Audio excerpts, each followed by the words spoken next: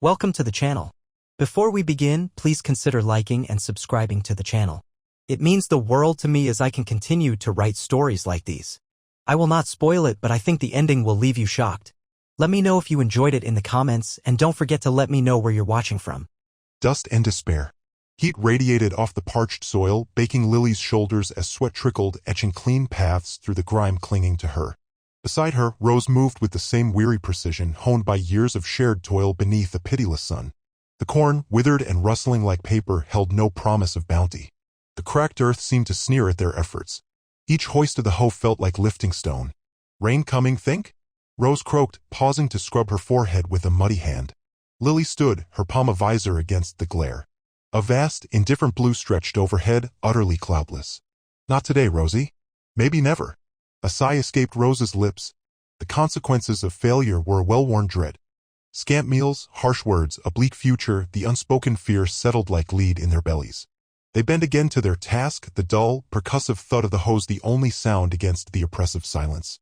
As the sun bled into the horizon, painting the sky in bruised oranges and violets, Lily and Rose gathered their tools, their muscles screaming in protest. Smoke, thick and acrid, hung heavy in the air as they approached the sagging farmhouse. Silas was back. The dwelling was a portrait of neglect. Flaking paint clung to the walls, the porch listed like a shipwrecked vessel, and boarded windows stared like empty sockets. Inside, the air was stagnant. An oil lamp stuttered, casting elongated, wavering shadows across the sparsely furnished room. A scarred table dominated the center, ringed by 3 precarious chairs. Silas was a slumped heap in one, a whiskey bottle clutched possessively in his hand. His face was florid, his eyes webbed with red. A familiar coil of apprehension tightened in Lily's gut. "Well, look what the cat dragged in," Silas drawled, his words slurred and viscous. Lily and Rose exchanged a look. They knew better than to engage. They moved to the cold hearth, where a pathetic fire struggled to live, and began preparing a meager supper of beans and stale crusts. Silas watched them, his gaze a smoldering ember of resentment.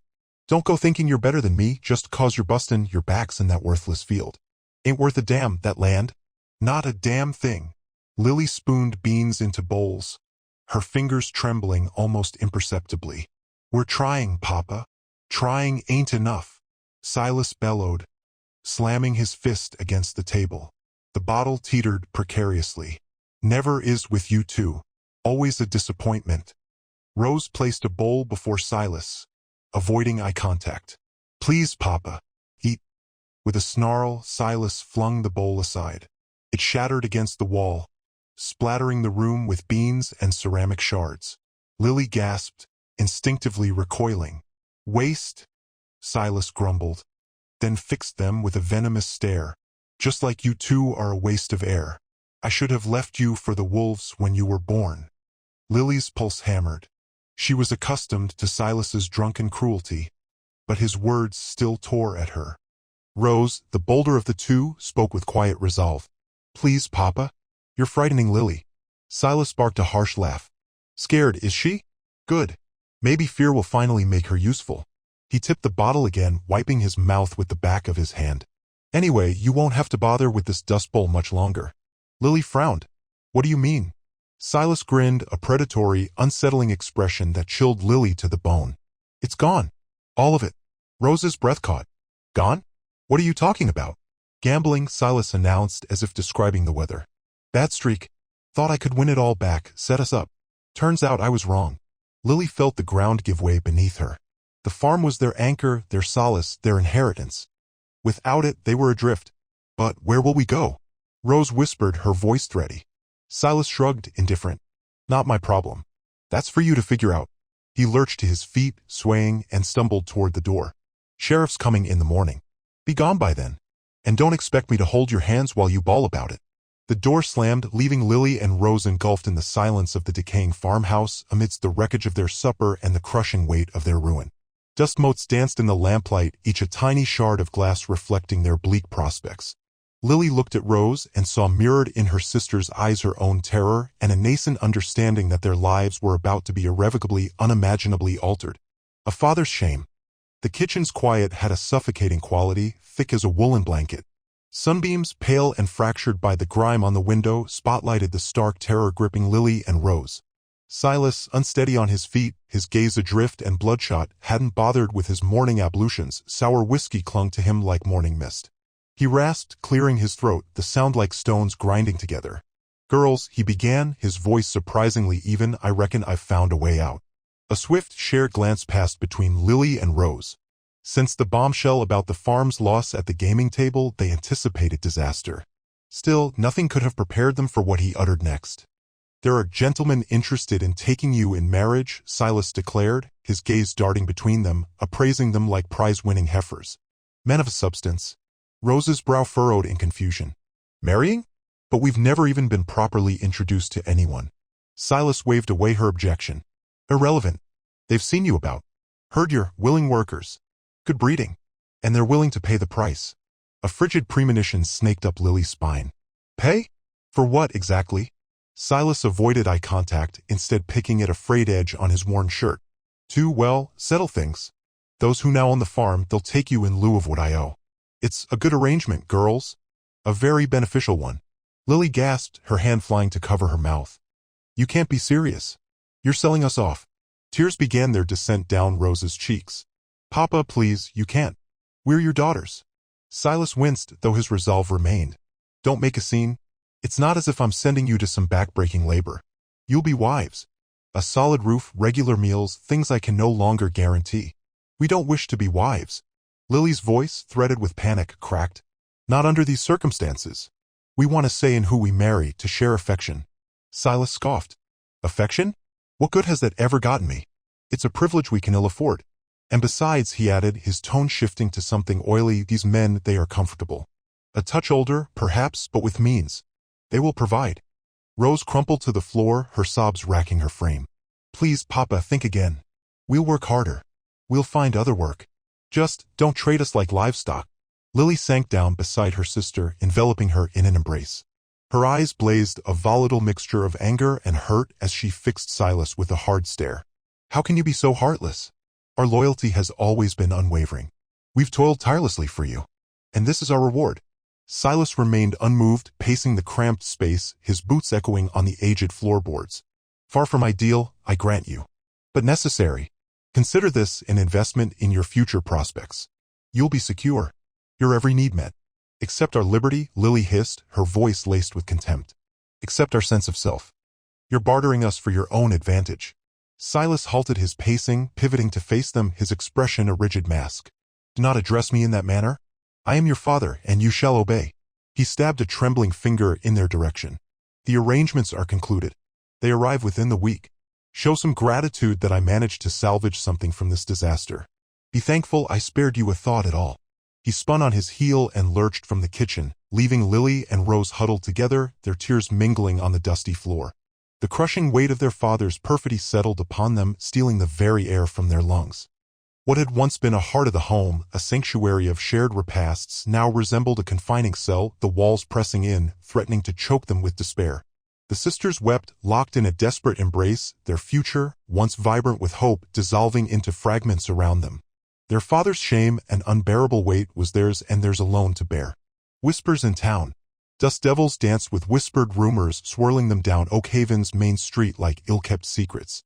Inside the general store, Mrs. Gable's lips were drawn into a thin line, tighter than a miser's heart, as she confided in Martha Bell. "Silas Bellwether, selling off his daughters. I never thought he'd stoop so low." Martha, perched spectacles on her nose, said softly. "Poor girls." Though, truth be told, Silas always had a pragmatic streak. Outside, Lily and Rose, faces ashen, gripped their shopping baskets. A simple errand for thread and salt now felt like a gauntlet. The barely audible murmurs seemed to prick their skin like nettles. Lily squeezed Rose's hand, finding little warmth there. Near the blacksmith's forge, a knot of men leaned against the sun-baked brick, their laughter a jarring discord. "Heard Silas is putting his girls on the block," one bellowed, a gap-toothed grin splitting his face. "Now that's shrewd. 2 birds with 1 stone.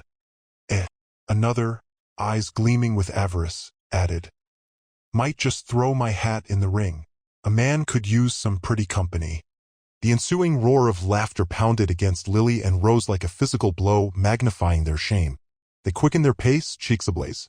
Every sideways glance, every muted conversation felt like a branding iron. Oakhaven, once a sanctuary, now resembled a suffocating cell. The whispers clung to them even inside Mrs. Higgins' haberdashery. The normally chatty Mrs. Higgins offered a strained smile, pointedly avoiding eye contact. The silence echoed louder than any accusation. Lily's trembling fingers struggled to select a spool of thread on the worn counter. Rose stared blankly at the rolls of vibrant fabric, their cheerful hues a stark contrast to the gloom that engulfed them. Leaving the store, they spotted a sleek carriage parked across the street. A man sat within, his features veiled in shadow. He was impeccably dressed, an alien in the rough-hewn landscape of Oakhaven. His gaze, sharp and assessing, locked onto theirs, sending a chill down Lily's spine. As twilight descended, painting the sky in bruised purples and fiery oranges, news of the impending auction spread like wildfire. The rumors reached the ears of men from neighboring counties, men whose reputations were as stained as their linens. There was Jedediah Blackwood, a widower infamous for his brutal handling of livestock and the veiled whispers surrounding his late wife's demise. He viewed Lily and Rose as mere possessions, implements to be used and cast aside. And Silas Thorne, a man whose fortune was built on dubious deals, his eyes holding a cold, calculating light. He coveted the Bellwether sisters not for affection but for the prestige they represented. He envisioned the envy of his peers as he flaunted his prizes. These men, and others like them, saw the auction as an opportunity, a chance to seize what they desired, heedless of the human cost. The fate of Lily and Rose Bellwether was utterly inconsequential. They were simply merchandise, objects to be traded. Back at the Bellwether farm, Lily and Rose huddled in their cramped room, the encroaching darkness amplifying their terror. The town's poisonous rumors had followed them, wrapping around them like grave clothes. They were ensnared, isolated, and vulnerable in a world that seemed intent on their destruction. Their only comfort was each other, a tenuous thread of hope in a world tearing itself apart. Auction day dread. The sun, a malevolent eye in the sky, beat down on Oakhaven's town square. Dust devils danced between the gathered townsfolk, mirroring the swirling anxiety in Lily's stomach. The air, thick with the scent of manure and cheap cologne, did little to mask the pervasive stench of anticipation. It clung to her skin like a shroud. Beside her, Rose trembled. Lily could feel the younger girl's fear radiating outwards, a palpable thing. Lily squeezed her sister's hand, offering a silent reassurance she didn't feel herself. Their matching blue calico dresses, sewn with such care by their mother years ago, now felt like costumes for a macabre play. Silas Bellwether, his face flushed with a mixture of shame and avarice, stood off to the side, his gaze darting between the growing crowd and the sisters. He fidgeted with the worn brim of his hat, avoiding eye contact. He hadn't spoken a word to them this morning, the silence a heavy condemnation. The crowd was a sea of faces, some curious, some lecherous, all hungry. Jedediah Blackwood, the town's auctioneer, a man whose jowls seemed to perpetually sweat greed, stood atop a makeshift stage. He surveyed the scene with a practiced eye, adjusting the knot of his tie. A hush fell as he raised a gavel, its polished surface gleaming in the harsh sunlight. "Ladies and gentlemen," Blackwood's voice boomed, amplified by the hollow space, "welcome. Welcome to a unique opportunity." He paused, letting the words hang in the air. "As you all know, Silas Bellwether has generously offered his daughters for consideration. 2 fine, healthy young women, ready for marriage and other duties." He winked, a ripple of uncomfortable laughter spreading through the crowd. Lily felt a wave of nausea rise in her throat. The words, so bluntly spoken, stripped them bare, reducing them to mere commodities. She squeezed Rose's hand again, harder this time. Rose's knuckles were white. Blackwood gestured towards them with a sweep of his hand. "Presenting Miss Lily and Miss Rose Bellwether." The crowd surged forward, a wave of eyes washing over them. Lily focused on a single knot in the rough-hewn wood of the crate she stood on, trying to shut out the leering faces, the whispered comments. "A bit thin, ain't they?" a gruff voice called out. "But they'll fatten up," another voice retorted, followed by a chorus of coarse laughter. Lily felt her cheeks burn with shame. She risked a glance at Rose, whose eyes were wide with terror. A single tear traced a path through the dust on her cheek. Blackwood cleared his throat, regaining control of the crowd. Now, let's keep it civil. We have 2 lovely ladies here, deserving of respect and a good price. Let's start the bidding, shall we? For Miss Lily, the elder and quite the looker, what am I bid?" A hand shot up from the front row. Silas Thorne, a man whose wealth was only surpassed by his cruelty, his eyes gleaming with predatory hunger. $50. A murmur rippled through the crowd. $50 was a significant sum. $50. Do I hear 60? Blackwood's voice was like honey, dripping with false enthusiasm. Another hand, calloused and rough, rose hesitantly. $60, a farmer called out, his voice barely audible. Thorne sneered. 75. The bidding continued, a sickening dance of numbers that determined their worth. Lily felt herself detach from the scene as if she were watching it from afar. This wasn't her life, this couldn't be happening. But the auctioneer's voice, the leering faces, the rising bids, they were all too real. Blackwood's hammer poised, ready to fall. $80. Do I hear 85? His gaze swept the crowd and settled on Jedediah Blackwood. Do I hear 85? Going once, going twice, $100. The voice, deep and resonant, cut through the cacophony. The crowd fell silent, all eyes turning towards the source. Lily followed their gaze, her heart leaping with a flicker of hope she dared not acknowledge. A lone bidder. A palpable avarice hung in the air, thick and cloying. Silas, puffed up by the spiraling offers, scanned the flushed, sweating faces of the men bidding for his daughters. Come now, gentlemen, these girls are worth more than a few paltry acres. Consider their labor, the children they'll bring you. Lily tasted acid. Each new bid struck her like a physical blow, diminishing her worth, turning her into chattel. She caught Rose's eye, her younger sister's gaze reflected her own stark terror. Rose's small hand, trembling, clutched at Lily's with desperate force. The auction surged forward. Jebediah Crumb, the butcher whose hands bore a perpetual crimson sheen, upped the ante. 50 acres and a bull of champion blood. A low grumble swept through the onlookers. Silas stroked his chin, feigning consideration. Getting closer, Jebediah, closer. But remember, these are exceptional women. Truly exceptional. Then Jedediah Higgins, who ran the general store, chimed in, 60 acres, a year's provision of flour and sugar, plus a brand new wagon. Rose recoiled, a stifled cry escaping her. Lily squeezed her hand, offering meager solace. She squeezed her eyes shut, conjuring images of the farm, the sunflower fields drenched in sunlight, a memory now a bitter mockery. That life, that liberty, was gone, bartered away for promises and coin. Precisely when Lily feared she might succumb to the overwhelming dread, a current of unease rippled through the crowd. Heads swiveled, whispers bloomed. A sudden hush fell, halting the auctioneer mid-spiel. The thunder of approaching hooves crescendoed, a rhythmic pulse vibrating through the square. A magnificent obsidian stallion, its coat gleaming, materialized from the town's edge, bearing a rider of imposing presence. He sat ramrod straight, his features lost in the shadow cast by a wide-brimmed hat. A duster coat billowed behind him, amplifying the aura of enigma that enveloped him. He reined in the powerful beast, which snorted, its breath pluming in the chilled air. Caleb Thorne dismounted with a lithe grace that belied his considerable frame. Eyes the hue of a turbulent sea raked the assembly, settling on Silas with an intensity that visibly unsettled the man. The auction. Caleb's voice resonated. A deep, resonant baritone cutting through the quiet, is concluded. Silas, regaining some composure, stammered, "Who are you to decree that? This is a lawful proceeding." Ignoring him, Caleb fixed his gaze on Lily and Rose. He advanced slowly, his boots striking the parched earth with muted thuds. Reaching the crates, he looked up, profound sorrow shadowing his gaze. "I offer 1,000 acres, he announced, his voice ringing with finality, and 200 head of prime cattle. For each sister. A collective intake of breath swept the onlookers. It was a king's ransom, an unimaginable fortune.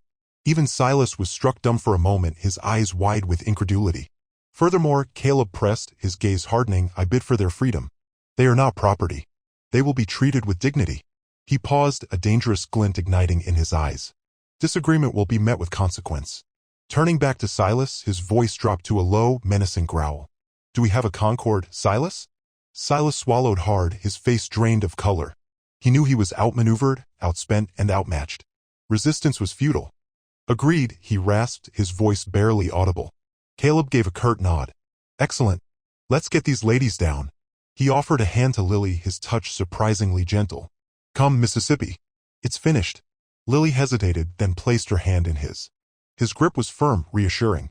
He lifted her down effortlessly, then extended the same assistance to Rose. As Rose stepped into his arms, Lily noticed a subtle tremor in his hand, barely perceptible. A fleeting vulnerability that made him seem less a savior, more a man.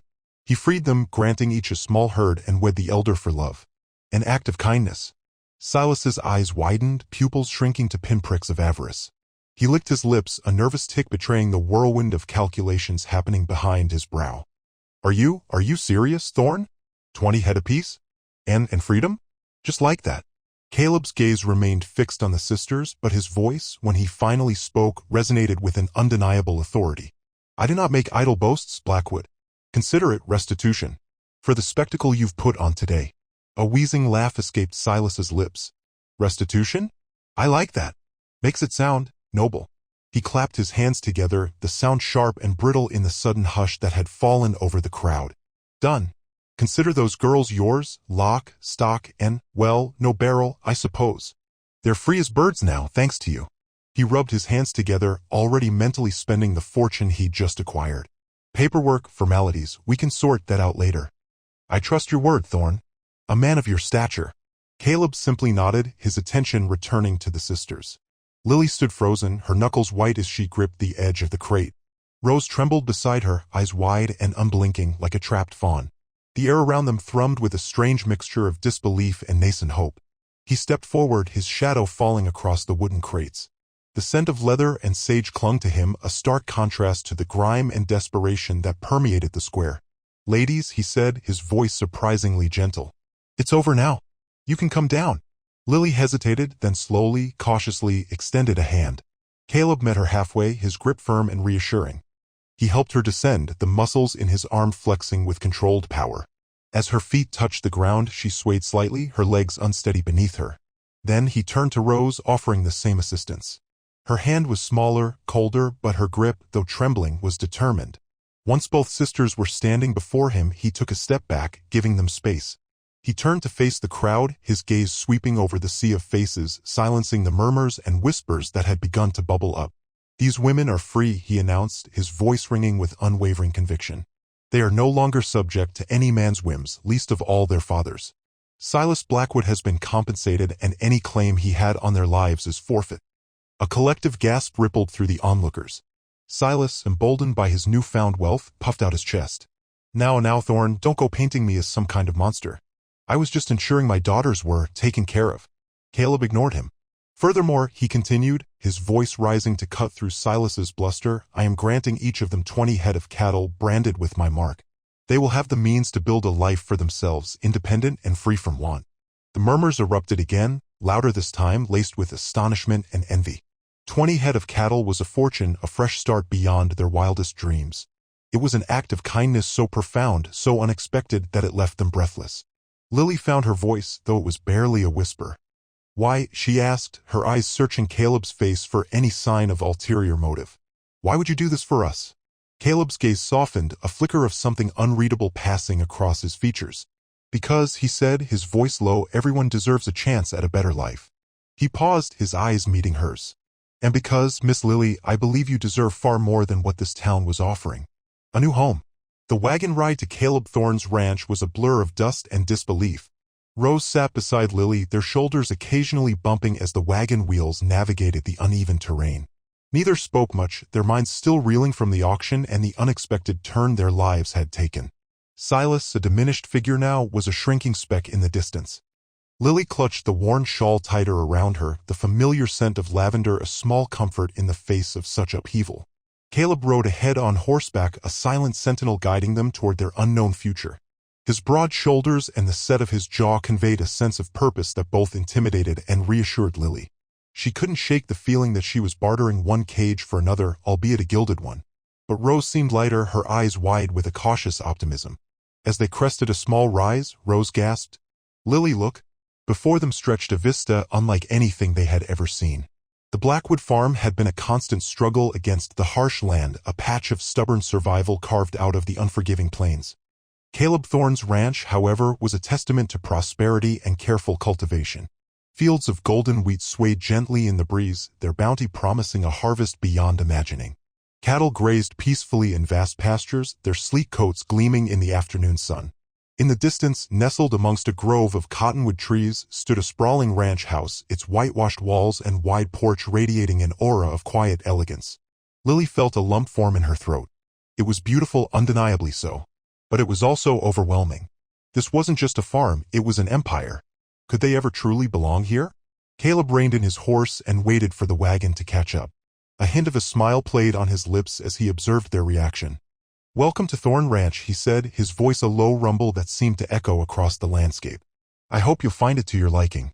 As the wagon drew closer to the house, Lily and Rose were struck by the details. The gardens were meticulously tended, bursting with colorful blooms that attracted hummingbirds and butterflies. A fountain gurgled merrily in the courtyard, its water sparkling in the sunlight. Even the air seemed different here, cleaner, fresher, carrying the scent of wildflowers and damp earth. A woman with kind eyes and a warm smile emerged from the house. She wore a simple cotton dress and an apron, her graying hair pulled back in a neat bun. "Welcome, girls," she said, her voice laced with a gentle southern drawl. "I'm Martha, the housekeeper. Mr. Thorne told me you'd be arriving today. Come on in, you must be tired and hungry." Martha led them into the house, and Lily and Rose found themselves in a spacious foyer, its walls adorned with paintings of horses and landscapes.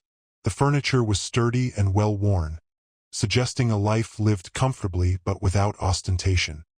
"Let me show you to your rooms," Martha said, leading them up a wide staircase.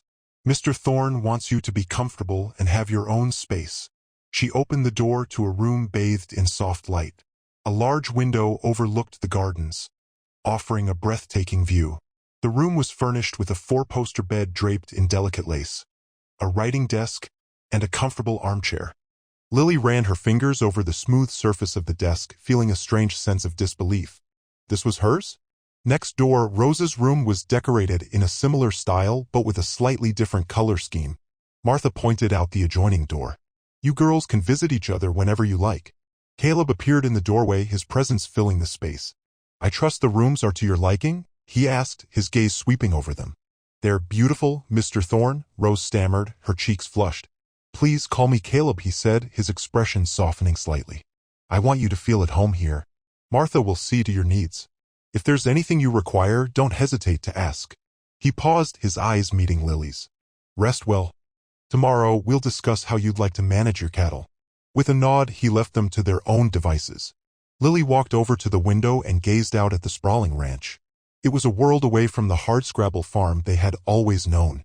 Freedom, fortune, and a new home. It was everything they had ever dreamed of, and yet a nagging unease lingered in her heart. What did Caleb Thorne expect in return? Love blossoms. The rhythm of life on the ranch, once jarring, began to weave its way into Lily's bones. Days bled into weeks, filled with the clean scent of hay, the lowing of cattle, and the endless expanse of sky. Rose, ever the pragmatist, threw herself into learning the intricacies of managing her small herd, her face flushed with purpose under the relentless sun. Lily, however, found herself drawn to Caleb's quiet presence. He didn't press her, didn't demand anything beyond simple companionship. They would often ride together in the late afternoon, the golden light painting the hills in hues of amber and rose. He'd point out the different grasses, explain the habits of the wild horses that roamed the far reaches of the property, sharing his vast knowledge of the land with a gentle patience that disarmed her. One evening they sat on the porch swing, the air thick with the perfume of night-blooming jasmine. A lone coyote howled in the distance, its mournful cry echoing across the valley. Lily, emboldened by the stillness, asked, "Why did you buy us, Caleb?" He didn't turn to face her, his gaze fixed on the horizon. "I saw something in your eyes, Lily. A spark. A fire that shouldn't be extinguished." She waited, but he said nothing more. The silence stretched, comfortable yet charged with unspoken meaning. He rose then, his movements fluid and graceful despite his size. "Come," he said, holding out his hand. "I want to show you something." He led her to the stables, the scent of leather and horses filling her nostrils. Inside, he lit a lantern, casting a warm glow on the stalls. In one of them, a mare stood patiently, a tiny foal nestled at her side. "Born this morning," Caleb said, his voice soft. "A little miracle." Lily reached out, her fingers tracing the foal's velvety nose. It nuzzled her hand, its breath warm against her skin. A wave of unexpected tenderness washed over her. "She's beautiful," Lily whispered, her voice thick with emotion. Caleb watched her, his eyes filled with an unreadable depth. He began to speak of his own childhood on the ranch, tales of his father, a stern but fair man, and the hardships they'd endured. He spoke of droughts and blizzards, of triumphs and losses, his voice low and resonant in the quiet of the stable. Lily, in turn, shared fragments of her own life, carefully omitting the darkest parts, the memories of her father's coldness and the gnawing fear that had haunted her days. They found laughter, too, Caleb possessed a dry wit that often caught her off guard, and she discovered a talent for mimicry that made him throw back his head and roar with amusement. They shared meals together, not grand affairs, but simple suppers eaten on the porch, watching the stars emerge in the darkening sky. One day, as they rode through a field of wildflowers, the air buzzing with bees, Caleb reined in his horse. He dismounted, his movements unhurried, and turned to face her. "Lily," he began, his voice rough with emotion. "I didn't buy you to possess you. I bought you because I couldn't stand to see your spirit caged." He stepped closer, his gaze intense. "I've grown to care for you, Lily. More than I ever thought possible. You're intelligent, resilient, and so much stronger than you give yourself credit for." He reached into his vest pocket and pulled out a small, velvet box. He opened it, revealing a simple gold band. "Lily Blackwood," he said, his voice trembling slightly. "Will you do me the honor of becoming my wife?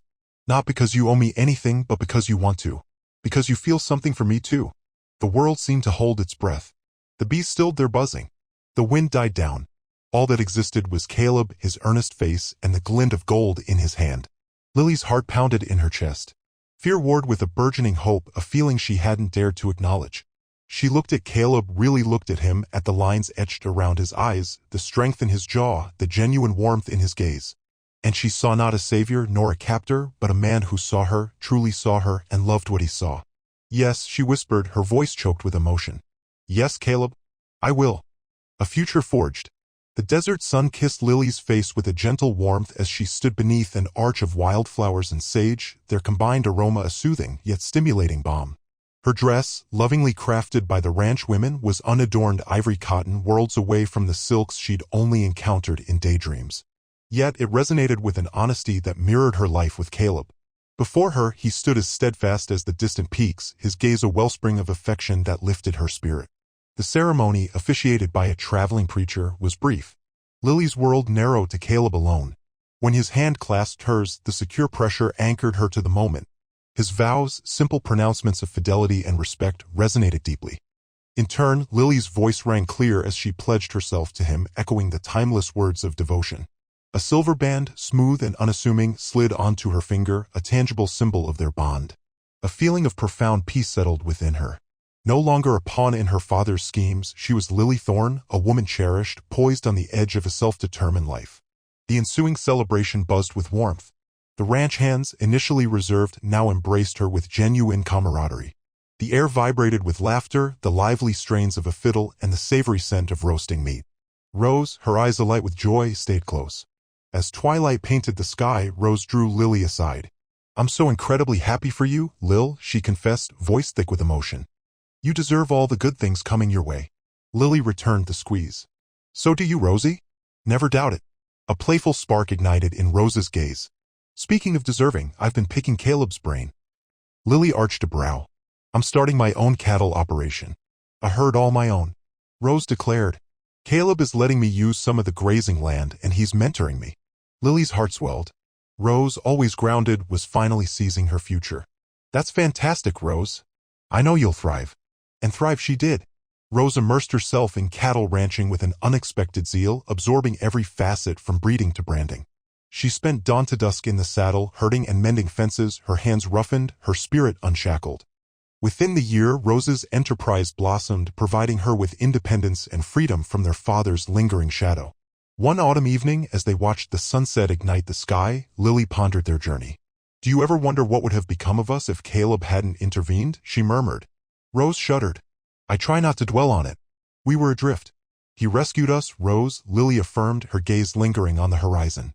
"He gave us the chance to begin again and to discover joy." Rose agreed. "He truly did, and asked for nothing except your happiness." Lily smiled, picturing Caleb reading quietly inside. "He is a good man, Rose. Complex but inherently good. And you're an extraordinary woman, Lily," Rose countered, playfully nudging her. "You deserved that rescue and every ounce of happiness you found." Lily gazed at her sister, her heart overflowing with affection. They had weathered so much. Now they were no longer prisoners of fate, but architects of their own lives. They possessed a future, forged in adversity, strengthened by love and loyalty, and illuminated by the promise of joy. As the stars began to glimmer, Lily knew that whatever trials might lie ahead, they would confront them as sisters, as confidants, as women who had finally charted their own course.